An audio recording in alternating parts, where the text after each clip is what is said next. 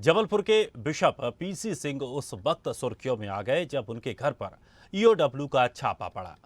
कार्रवाई के दूसरे दिन मिशनरी और धर्म की आड़ में फर्जी भाड़ा कर अकूत संपत्ति जुटाने वाले जबलपुर डायोसिस के बिशप पीसी सिंह पर राज्य सरकार ने भी शिकंजा कस दिया है। खुद मुख्यमंत्री शिवराज सिंह चौहान ने मामले में शुक्रवार को ईओडब्ल्यू के आला अधिकारियों के साथ एक उच्च स्तरीय बैठक की। हालांकि कांग्रेस ने सरकार की मंशा पर सवाल उठाए हैं, लेकिन सीएम शिवराज ने ईओडब्ल्यू को जांच का दायरा बढ़ाने के निर्देश देते हुए दो टूक चेतावनी दी है कि मध्य प्रदेश में धर्म की आड़ में धर्मांतरण जैसी गैर कानूनी गतिविधियां नहीं चलने दी जाएंगी। बता दें कि बिशप के घर पर पड़े छापों में करोड़ों रुपए कैश मिलने के साथ ही विदेशी करेंसी भी मिली है। कहा जा रहा है कि बिशप की काली कमाई का धर्मांतरण से रिश्ता है।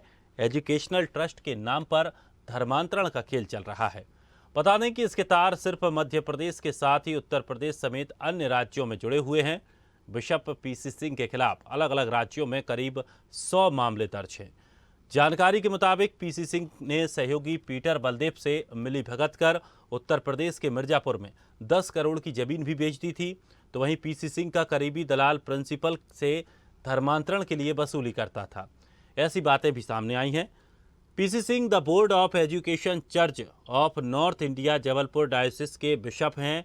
आपको बता दें कि कुछ समय पहले क्राइस्ट चर्च कॉलेज लखनऊ के प्रधानाचार्य राकेश कुमार छत्री ने इस संबंध में थाना हजरतगंज को शिकायती पत्र भी सौंपा था। उल्लेख किया गया कि पीटर बलदेव पूर्व में बिशप था, उसके खिलाफ आपराधिक प्रकरण दर्ज हुए तो तत्कालीन चर्च ऑफ नॉर्थ इंडिया के पदाधिकारियों ने पीटर बलदेव को बिशप पद से हटा दिया था। जानकारी के मुताबिक पीसी सिंह पर मध्य प्रदेश में जहां 4 मामले दर्ज हैं तो यूपी में 40 से ज्यादा आपराधिक प्रकरण दर्ज हैं। और यूपी एडिटर अकील सिद्दीकी हमारे साथ जुड़ गए हैं। अकील, बिशप पीसी सिंह की काली कमाई का खुलासा हुआ है, क्या कुछ खुलासे और हो सकते हैं और किस तरह से अब इस पूरे सरगने को खोजा जाएगा? देखिए दिनेश, निश्चित तौर पे ये मामला कोई छोटा मोटा मामला नहीं है, काफी बड़ा मामला है। और इस मामले में देखिए बहुत दिन बाद कार्रवाई शुरू हुई है। हालांकि इस मामले में पहले जो मेन मुखिया थे वो बाहर से गिरफ्त में नहीं थे और किस तरह धमकियां मिलती थी। लोग कहते थे सीपी सिंह का कुछ भी नहीं होगा, लेकिन वक्त कहीं ना कहीं जब करवट लेती है तो आईना जरूर दिखाती हुई इतिहास रहा। ऊपर वाले के जो कहते हैं कि लाठी में आवाज नहीं है, वो वही तर्ज पर जब कार्रवाई शुरू होती है तो कहीं ना कहीं जो अर्श पे होता है वो फर्श पे गिरता है। निश्चित तौर पे उसकी शुरुआत होती नजर आ रही। भले ही समय लगा पीड़ितों को इसकी पैरवी करते हुए, साक्ष्य देते हुए, तो अब जाके जिस तरह कार्रवाई हुई, लेकिन मुख्य रूप से कार्रवाई भी अभी पूरी तरीके से उस आदमी पर नहीं हुई है या सबसे बैठे ऊपर वाले आदमी के ऊपर या सबसे नीचे बैठे आदमी को, क्योंकि अभी तो बीच के प्यादे पकड़े जा रहे हैं। हालांकि जो वसूली करते थे पादरी के सैलरी को लेकर, जो फ्रॉड करने का कागज बनाते थे, जो वकालत के वकील बताते थे कि मैं सुप्रीम कोर्ट और हाई कोर्ट में वकील हूं, उनकी जो जांच होती थी उसमें बार काउंसिलिंग ने भी लिख के दे दिया कि फर्जी वकील हैं। कई जगह ऐसे केसेस डालते थे जिससे मामले को उलझाते थे। उस जो संस्था बनी होती है, ट्रस्ट होता, उसका फर्जी कूटनीति जो दस्तावेज है उसे तैयार करते थे और उसके बाद उस पर केस करते थे। फिर उस केस के माध्यम से वकील के जो फर्जी वकील होते थे उनको उनका नाम आगे करके कहीं ना कहीं उस पर पैरवी करते थे। फिर धमकाने का काम, उन पर उनकी प्रॉपर्टी को बेचने का काम। मिर्जापुर में देखिए, उत्तर प्रदेश सबसे महंगी जमीन जो 10 करोड़ की थी मिर्जापुर में, उसे सेल आउट कर दिया गया था। उसके बाद FIR हुई, राजधानी लखनऊ तक इसकी तार जुड़े और राजधानी लखनऊ का जो मुख्यालय है, जो हजरतगंज यानी मुख्यमंत्री आवास राजभवन के सामने, विधानसभा लोक भवन के 100 कदम के दूरी पर जो चर्च की जमीन है, प्रॉपर्टी है, स्कूल चल रहा है, उस प्रॉपर्टी को भी कूटनीतिक दस्तावेज तैयार कर लिया गया और उसकी सेल आउट करने की बात शुरू हो गई थी। हालांकि वहां के प्रिंसिपल जो थे छत्री, उन्होंने कहीं केस किया 2020 में और उसके बाद 19-20 में जब केस हुआ उसकी जांच शुरू हुई, क्योंकि उसने पूरी तरीके से एक पूरा कमेटी बना दी, क्योंकि वो मामला जो कमेटी बनाने का था उस ट्रस्ट का, वो कोर्ट में चला था। अब कोर्ट में जब विचाराधीन जो मामला होगा उसमें कहीं ना कहीं कार्रवाई आगे नहीं हो सकती है जब तक कोर्ट फैसला न सुना दे। तो कहीं ना कहीं वो रजिस्ट्रार के पास गए और उन्होंने पेपर जब प्रस्तुत किया कि इसमें कमेटी बनेगी और इस कमेटी में ये लोग रहेंगे, तो रजिस्ट्रार को इस बात का शक हुआ और उन्होंने इस पर जांच शुरू की। जब जांच शुरू हुई तो ये पता लगा ये कूटनीतिक दस्तावेज तैयार किए गए हैं, ऐसा मामला क्योंकि विचाराधीन है। फिर जाके कार्रवाई शुरू होती है। कहीं ना कहीं जो मिली भगत होती है भ्रष्टाचार को लेकर, जो नीचे अधिकारी बाबू ये लोग होते हैं जो सेटिंग करके कहीं ना कहीं कोटाची दस्तावेज तैयार करते हैं। इस मामले में पूरी तरीके से उत्तर प्रदेश की जो राजधानी लखनऊ की पुलिस हजरतगंज है उसने एफआईआर दर्ज की थी, और एफआईआर दर्ज करने के बाद विभिन्न धाराओं में 4 एफआईआर दर्ज हुई। उसके बाद उसमें 120 में भी कई लोगों के नाम शामिल हुए। फिर जाके कहीं ना कहीं ये कार्रवाई शुरू हुई। हालांकि कार्रवाई में काफी देर लगा, लेकिन अभी भी कार्रवाई जो हो रही है उसमें कई लोग ऐसे हैं जो अभी पकड़ से बहुत बाहर हैं। बिल्कुल तो अखिल, उसमें भी अखिल जो लोग पकड़ से बाहर हैं और वही महत्वपूर्ण हैं, क्योंकि उन्हीं से पता चलेगा कि आखिर ये सिस्टम पूरा कैसे चलता था। बीजेपी प्रवक्ता हमारे साथ चेतन सिंह जी भी जुड़ गए हैं। चेतन जी, बहुत बहुत स्वागत है स्वदेश में आपका। ये बड़ा मामला निकलकर सामने आया, बिशप पीसी सिंह को काली कमाई पकड़ी गई, ईओडब्ल्यू ने छापा मारा, लेकिन अभी भी ये कयास लगाए जा रहे हैं कि आखिर वो लोग कब पकड़े जाएंगे जो इसके मुख्य सूत्रधार रहे या जो जीरो ग्राउंड रिपोर्ट पर काम कर रहे थे, जो इस बिशप पीसी सिंह के लिए काम कर रहे थे। कैसे वो काम होता था, कैसे वसूली की जाती थी? हमारे देश में ये शिक्षा के नाम पर, स्वास्थ्य के नाम पर धर्मांतरण का लंबे समय से, आजाद हिंदुस्तान के पहले भी और आज भी ये खेल चल रहा है।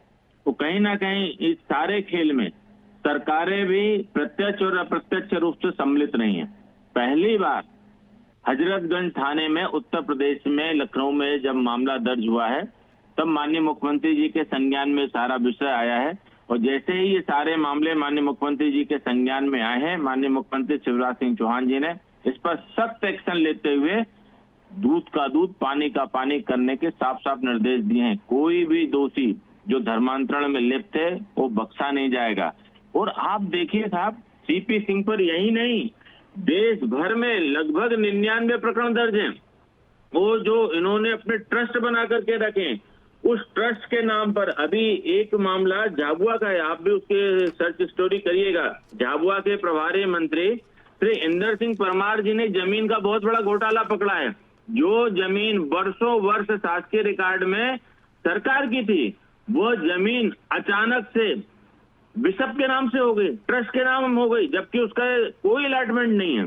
उसको लेकर भी माननीय प्रभारी मंत्री जी उसकी जांच कर रहे हैं, और मुझे लगता है कि बहुत जल्द उस मामले में भी मध्य प्रदेश सरकार एक बहुत बड़ा एक्शन लेने जा रही है। तो जिन लोगों ने धर्म के नाम पर हमारे धर्म को तोड़ने का, इस हिंदुस्तान में सेवा के नाम से अपने धर्म को आधार देने का काम किया है, धर्मांतरण को बढ़ावा दिया है, गैर कानूनी गतिविधियां जो कर रहे हैं, इन सब पर सरकार सख्त से सख्त एक्शन लेगी। अभी तो परतें खुलना चालू हुई है। इस सीपी सिंह के पास लगभग 200 करोड़ की संपत्ति निकलेगी, मैं आज आपको बताना चाहता हूं।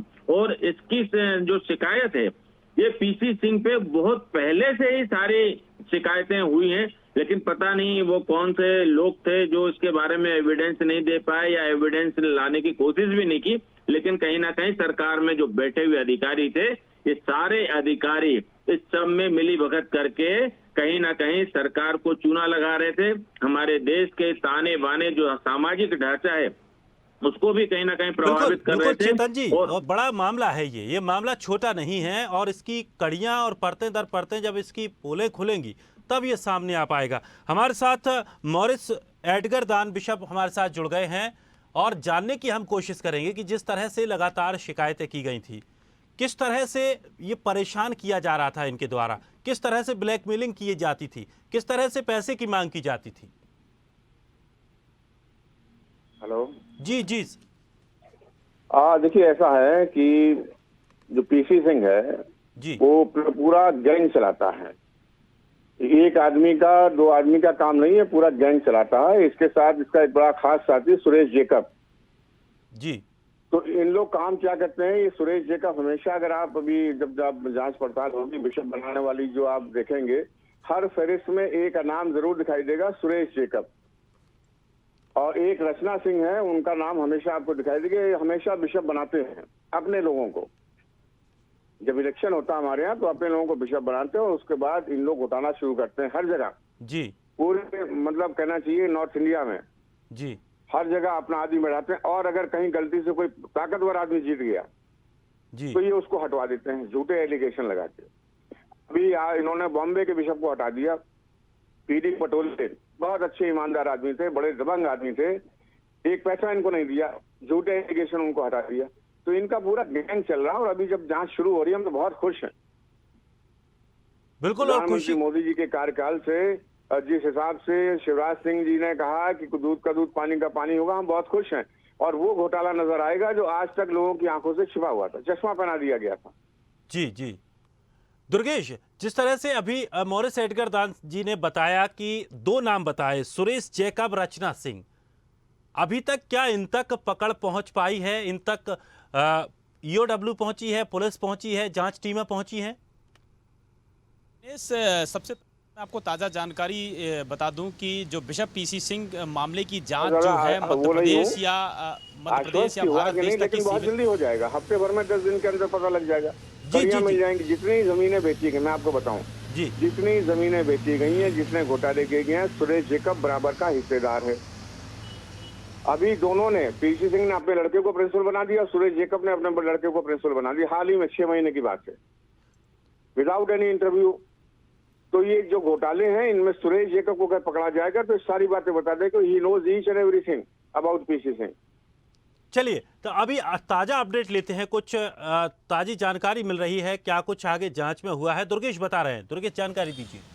बिल्कुल दिनेश, बिशप पीसी सिंह मामले की जांच देखें तो मध्य प्रदेश या भारत देश तक ही सीमित नहीं है। यह अब जो परतें हैं इसकी अंडरवर्ल्ड डॉन दाऊद इब्राहिम से भी जाते हुए मिलते हुए दिख रही हैं। अंडरवर्ल्ड डॉन दाऊद इब्राहिम का एक राइट हैंड खास साथी कहा जाता है रियाज भाटी। रियाज भाटी से भी इसके संपर्क निकलकर सामने आए हैं। बताया जा रहा है कि कुछ समय पहले मुंबई के मिशनरी में स्थित जिम खाने का एक सौदा बिशप पीसी सिंह ने किया था और इस जिम खाने का सौदा करीब 3 करोड़ रुपए में हुआ था, जो कि रियाज भाटी से एग्रीमेंट हुआ था। कुछ समय पहले मुंबई पुलिस ने रियाज भाटी से वह एग्रीमेंट भी अपने हाथ में जब्त किया था। तो कुल मिलाकर अगर देखा जाए बिशप पीसी सिंह के मामले में तो ताज़ा अपडेट अभी निकलकर सामने आ रही है कि यह Dawood Ibrahim don underworld don तक इसकी जड़ें फैली हुई थी। अगर हम मध्य प्रदेश की बात करें तो मध्य प्रदेश सहित करीब 5 राज्यों पर इस पर 5 राज्यों के 10 शहरों पर कई मुकदमे दर्ज थे। इसके कई साथियों पर, अगर इसके पूरे साथियों के साथ में यह चूंकि गिरोह का सरगना था और इनके गिरोह के ऊपर अगर बात की जाए तो करीब 107 मुकदमे दर्ज थे,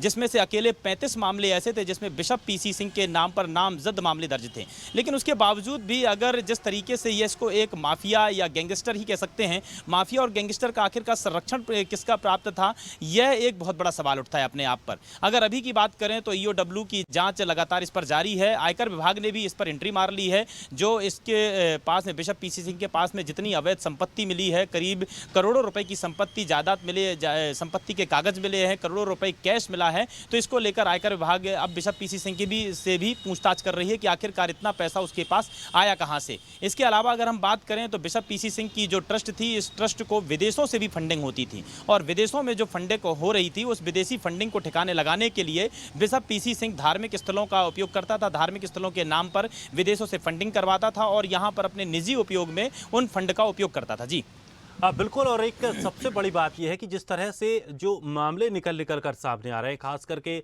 अभी जो सरगने की बात हुई, जिस तरह से अंडरवर्ल्ड डॉन तक इसके संपर्क फैले हैं, शायद यही वजह थी कि ये इतना बेखौफ होकर लगातार इस तरह के कामों को अंजाम देता जा रहा था। किसी का उसे भय नहीं था। शायद यही वजह रही कि किसी न किसी एक ताकतवर इंसान का उसके पीछे हाथ रहा है और इसकी वजह से वो इस तरह के कामों को अंजाम देता रहा। चलिए, अकील सिद्दीकी भी हमारे साथ लगातार बने हुए हैं। अकील, बड़े बड़े खुलासे हो रहे हैं। अभी जो ताजा अपडेट दी दुर्गेश ने कि एक अंडरवर्ल्ड से भी शायद इसके कनेक्शन जुड़े हैं, आपको क्या लगता है उत्तर प्रदेश में भी इस तरह के कामों को अंजाम दिया? क्या वास्तव में इसके पीछे कोई बड़ी ताकत थी जिसकी वजह से ये बेखौफ होकर इस तरह के अनैतिक कामों को अंजाम देता रहा? निश्चित तौर पे दिनेश, देखिए, कोई एक आम आदमी इतना बड़ा फ्रॉड हो या इतना बड़ा काम हो या इतनी बड़ी बड़ी जमीनें संस्थान की जो ट्रस्ट की वो नहीं बेच सकता बिना किसी सफेदपोश के समर्थन से या किसी अंडरवर्ल्ड के या किसी बाहुबली के या किसी दबंग टाइप के आदमी की जो एक पकड़ रखता हो, पूरे अन्य राज्यों में रखता हो या पूरे देश में रखता हो, उसकी बिना पकड़ में इतने बड़े काम, चाहे वो राज्य के हो, चाहे पूरे इंडिया में हो या विदेशों में हो, कहीं ना कहीं ऐसे कोई उसका माई बाप जरूर है जो फुल सपोर्ट करता है। मैंने पहले भी कहा कि जो सबसे ऊपर बैठा हुआ आदमी जो होता है वो उस पर कार्रवाई नहीं हो पाती है, और जो सबसे नीचे बैठा होता है न उस पर बीच के आदमी में कहीं कहीं कार्रवाई होती है, वो जो नेटवर्किंग चलाता है। तो कहीं ना कहीं ये देखिए, कई फिल्मों में आपने भी देखा होगा कि जो स्लीपर सेल्स होते हैं उन पर कार्रवाई नहीं हो पाती है, वो वही सबसे मुख्य रूप से अंजाम देते हैं। जो मेन आदमी होता है, जो सबसे नीचे आदमी होता है, जो कोऑर्डिनेट करता है, वो कभी पकड़ा नहीं जाता है। निश्चित तौर पे तो उसके ऊपर एक कहीं ना कहीं कोई माई बाप का हाथ होता, और यही वजह है, चाहे वो मध्य प्रदेश का मामला हो, चाहे उत्तर प्रदेश का मामला हो, इतने बड़े बड़े ट्रस्ट की जमीनों को बेच देना, फंडिंग, जो पैसे आते थे, जो स्कूल कॉलेज कोई जो सैलिस पादरी के आते थे, वो उनके पास नहीं पहुंचते थे, कहीं ना कहीं उसको हड़पना। एक तरीके से देखिए, पूरी तरीके से जो उत्तर प्रदेश में जो खेल हुआ है उसमें वकालत का नाम सामने आया कि वो एक वकील है, जबकि उन्होंने जब लोगों को पता लगा पीड़ितों की वकील नहीं है, और केसेस करके लोगों को परेशान करता है, फिर उस केस को उलझा देता है, उसके बाद वो बड़ी फंडिंग मांगता है। तो कहीं ना कहीं उस पर जब जांच शुरू हुई, हालांकि देर हुआ, कार्रवाई में देर जरूर हुआ, लेकिन दुरुस्त लोग आए। अब इसमें मामला दिनेश ये है कि कहीं ना कहीं जिस तरह मिर्जापुर में जो 10 करोड़ की जमीन बेची गई, इसके अलावा राजधानी लखनऊ, आप सबसे अहम बात समझिए कि राजधानी लखनऊ में मुख्यमंत्री आवास, मुख्यमंत्री कार्यालय के 100 कदम दूर ये जो प्रॉपर्टी है, जो हजरतगंज चौराहे पर ही है, उसको बेचने के लिए पूरी तरीके से कोर्ट रसीद दस्तावेज तैयार हो गए, उसकी कमेटी गठित करने के लिए पेपर रजिस्ट्रार के पास जा चुका है। उसके बाद कहीं ना कहीं जब जांच हुई, उस मामले को संज्ञान लिया गया कि जब वो मामला कोर्ट में है तो कैसे ये मामले आ सकते हैं सामने। तो उसके बाद वो कार्रवाई शुरू होती है, FIR हुई। 2 साल लोगों ने फिर से पैरवी शुरू की, राजधानी लखनऊ से लेकर इलाहाबाद के लोगों ने। तो एक पूरी तरीके से नेटवर्किंग है, उसके गुर्गे हैं। अभी एक ऑडियो आए हैं, उस ऑडियो अभी रिले हम खुद ही रिले, उस चैनल हमारा करेगा, उस पर काम हो रहा है, लेकिन उस ऑडियो में साफ साफ है कि कैसे वसूली करता है छोटा स्लीपर सेल जो है, वो वसूली कैसे कर रहा है, मांगता कैसे है पैसे, और बोलता है पादरियों के उसके सैलरी जाएगी, जबकि 5 साल से पादरियों को सैलरी नहीं गई है, और उसके बावजूद वो पूरा संगठन, एक ग्रुप है जो वो पैसे की वसूली करता है। धर्मांतरण को लेकर जिस तरह मध्य प्रदेश में सामने आया है, उत्तर प्रदेश में हालांकि इस मामले में ये मामला नहीं सामने आया है, क्योंकि यहाँ पर मुख्यमंत्री खुद बहुत ज्यादा टाइट है, इस मामले को लेकर कार्रवाई करते नजर आ रहे हैं। लेकिन जिस तरह उनके संस्थान के, जिस तरह प्रॉपर्टी को सेल किया गया, क्योंकि यहाँ पर ऐसा नहीं है, चाहे वो देखिए, चाहे वो चर्च के प्रॉपर्टी हो, जो संस्था के ट्रस्ट के हो, चाहे वक्फ बोर्ड के हो, चाहे सुन्नी शिया हो या सुन्नी वक्फ बोर्ड के हो, तमाम ऐसी प्रॉपर्टी, बड़ी बड़ी प्रॉपर्टी उत्तर प्रदेश में हर जिलों में है। और ऐसे ही मामले देखिए, आपको याद होगा कि वसीम रिजवी सिया वक्फ बोर्ड की कितनी बड़ी बड़ी प्रॉपर्टी को बेचा था, उसके बाद कार्रवाई हुई, किस तरह FIR दर्ज हुए, जेल में है। निश्चित तौर पे यहाँ की सरकार ये चाहती है कि कोई भूमाफिया हो या बाहुबली हो। बिल्कुल, और इसी श्रेणी में ये कार्रवाई की गई है। हमारे साथ कांग्रेस से अभिनव बरोलिया जी हमारे साथ जुड़ गए हैं। अभिनव जी, बड़ा मामला सामने आया जहां PC सिंह को घर में एक छापा मारा गया, EOW की टीम पहुंची और तमाम तरह के खुलासे निकलकर सामने आए। किस तरह से देखते हैं इस कार्रवाई को? अवश्य जी, बिशप का कह रहे हैं ना आप, जबलपुर के बिशप? जी जी जी जी।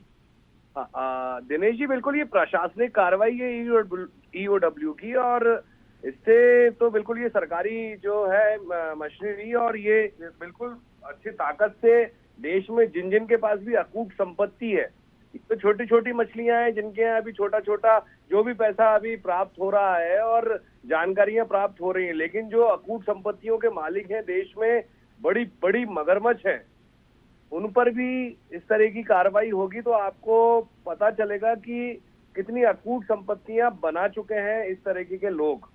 क्योंकि चाहे ये बिशप हो, चाहे बाबा हो, चाहे कोई भी हो, इन लोगों के पास जिस तरीके से धन धनाढ़ ये लोग हो रहे हैं और फल फूल रहे हैं, इस पर जो EOW कार्रवाई कर रहा है, हर जगह होना चाहिए, देश में हर जगह होना चाहिए, ऐसा आपको हर जगह देखने को मिलेगा।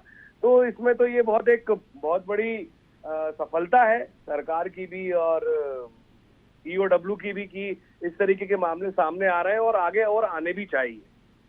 लेकिन अभिनव जी, इसमें सबसे बड़ी बात यह है कि जो अब नई नई खुलासे इसमें हो रहे हैं, परतें दर परतें कई खुलासे निकलकर सामने आ रहे हैं। कहा जा रहा है कि इसका जो संबंध है वो अंडरवर्ल्ड डॉन से भी हो सकता है। बिल्कुल बिल्कुल हो सकता है।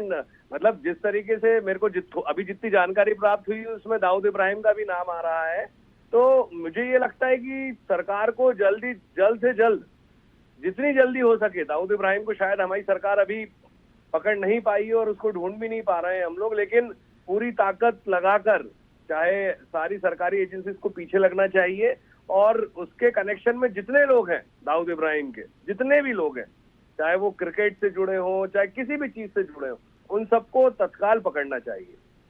चलिए अखिल, जिस तरह से अगर अंडरवर्ल्ड डॉन को लेकर बात करें, दाऊद का नाम एक बड़ा नाम और उस नाम के पीछे सालों से भारत लगा हुआ है कि दाऊद को पकड़कर वापस लाना है।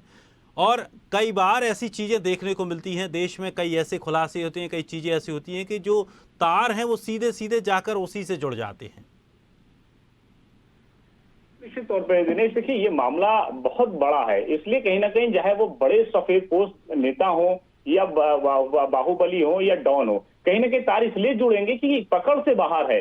जब उत्तर प्रदेश की बात करें, अन्य राज्यों में भी कितने केसेस जो है, 99 केसेस होने के बावजूद अगर आदमी गिरफ्त से बाहर है, केस में कोई विवेचना नहीं हो रही है, जांच नहीं हो रही है, ठंडे बस्ते में है, तो इसका अंदाजा लोग इसी से लगा लेते हैं कि कहीं ना कहीं इसके ऊपर कोई माई बाप है, चाहे वो राजनीतिक पॉलिटिकल हो या चाहे वो अंडरवर्ल्ड में हो, चाहे वो माफिया टाइप का हो, लेकिन कहीं ना कहीं है जो सारी चीजों को मैनेज कर रहा है। हालांकि देखिए, मैनेज जो भी करेगा, कहीं ना कहीं ये बड़ा घोटाला हो रहा है, बड़ा फंडिंग का मामला है, तो कहीं ना कहीं उसका भी हिस्सा इसमें होगा, तो उन लोगों पर भी कार्रवाई होनी चाहिए। निश्चित तौर पे जब तक उन माई बापों के ऊपर कार्रवाई नहीं होगी, ऐसे मामले सामने आते रहेंगे, चाहे वो उत्तर प्रदेश में हो, चाहे उत्तराखंड में हो, चाहे मध्य प्रदेश में हो, छत्तीसगढ़ में हो, दिल्ली में हो, अन्य राज्यों में हो, महाराष्ट्र में हो, लेकिन ये मामला सामने आएगा। कार्रवाई सरकार को उस पर जाकर करनी चाहिए जहां पर ऊपर, मैं बार बार इस बात को इसलिए जिक्र करता हूं कि सबसे ऊपर बैठा माई बाप या सबसे नीचे बैठा, जब वो दोनों कहीं ना कहीं उस पर कार्रवाई होते हैं तो बीच के जो प्यादे होते हैं वो ऑटोमेटिक ब्लास्ट हो जाते हैं। तो निश्चित तौर पर उस पर कार्रवाई होनी चाहिए। अभी जो पकड़ हुई है वो बीच के प्यादों की हुई है, ना कि सबसे नीचे जो स्लीपर सेल के जो मुख्य आरोपी हैं, जो जिन्होंने अखिल, जैसा कि ये सुरेश जैकब और रचना सिंह का नाम एक सामने आया है। अभी मॉरिस एडगर दान बिशप साहब ने बताया था कि ये दो लोग बड़े महत्वपूर्ण हैं। जब भी कोई प्रॉपर्टी खरीदी जाती है इनका नाम आता है, और इन लोगों के बिना कोई भी खरीदारी या बेचने का काम नहीं हुआ है। कौन है ये लोग, रचना सिंह, सुरेश जैकब, और इन पर किस तरह से अब कब्जा किया जा सकता है?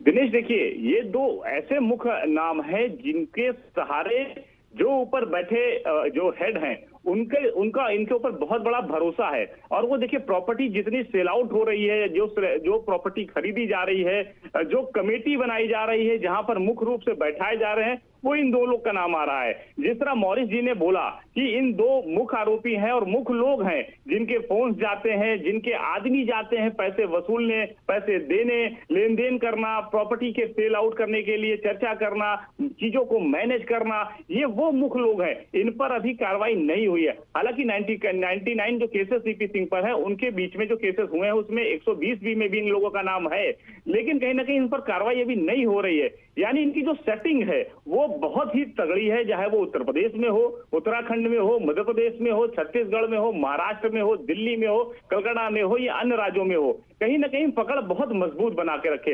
हालांकि उत्तर प्रदेश की अगर हम बात करें तो जिस तरह कार्रवाई शुरू हुई है उसमें बहुत मुश्किल है इन लोगों का बच पाना, क्योंकि मुख्यमंत्री हर एक छोटे से मामले को लेकर कहीं ना कहीं संज्ञान में ले लेते हैं, और जब उनके संज्ञान में आता तो कहीं ना कहीं कार्रवाई बहुत बेहतर होती है। और ऐसे मामलों में चाहे वो भूमाफिया हो, बाहुबली हो या फ्रॉड, सबसे बड़ा जो फ्रॉड या प्रॉपर्टी या कोई वक्फ की संपत्ति, जो ट्रस्ट होते हैं उसकी संपत्ति लेन देन करता है, उसको लेकर कहीं ना कहीं बहुत ज्यादा कार्रवाई करते नजर आते हैं, क्योंकि उनको पता है, क्योंकि वो मठ से आए हैं, कहीं ना कहीं बहुत ज्यादा उन्होंने मठ की सेवा की, तो उनको भी पता है प्रॉपर्टी कैसे लोग दान करते हैं, कैसे उसे चलाना है। उसके बावजूद लोग जो सेल करते हैं उसके खिलाफ रहते हैं। तो यही वजह है कि जब कार्रवाई वाकई शुरू हुई है और लोगों को भरोसा रखना चाहिए। देखिए अभी जैसे लोगों ने कहा, मॉरिस जी ने भी कहा कि हमें बहुत ज्यादा खुशी है और लोगों ने मिठाई भी बांटी है कल इसकी गिरफ्तारी के बाद। तो मुझे लगता है कि जैसे ये दोनों जो नाम सामने आ रहे हैं, दिनेश जी, अगर इस पर कार्रवाई होती है तो कहीं ना कहीं इनके बीच में जश्न का माहौल होगा, पीड़ितों के चेहरे पे खुशी इस बात की आएगी कि अब कोई वसूली नहीं करेगा, और जो ट्रस्ट की और जमीन बिल्कुल, है, और वो साफ बचेगी। तौर पर धर्म के नाम पर जिस तरह का ये जो खेल चल रहा है वो खेल कम से कम बंद हो जाएगा, और खास तौर पर जो लोग धर्म को लेकर सही तरीके से प्रचारित करते हैं या धर्म का काम करते हैं, उन लोगों की आस्थाओं पर भी चोटें नहीं होंगी। बहुत बहुत शुक्रिया चेतन सिंह जी हमारे साथ जुड़ने के लिए, अभिनव बरोलिया जी, दुर्गेश गुप्ता और अकील सिद्दीकी हमारे साथ जुड़ने के लिए बहुत बहुत शुक्रिया आप सभी मेहमानों का। तो पीसी सिंह के खिलाफ अलग अलग शहरों में तमाम मामले दर्ज हैं, 100 से ज़्यादा मामले दर्ज हैं। बिशप के घर पर जब छापा पड़ा तो करोड़ों की संपत्ति, अकूच संपत्ति मिली और फिर वहां से जब परतें दर परतें चीज़ें खुलकर सामने आई तो बड़ी चौंकाने वाली रहीं और लोगों को चौंका दिया। सरकार भी चौंक गई और तमाम लोग जिन्होंने इस पूरे मामले को सुना वो भी चौंक गए कि आखिर ये इतना बड़ा खेल कितने सालों से लगातार चल रहा था।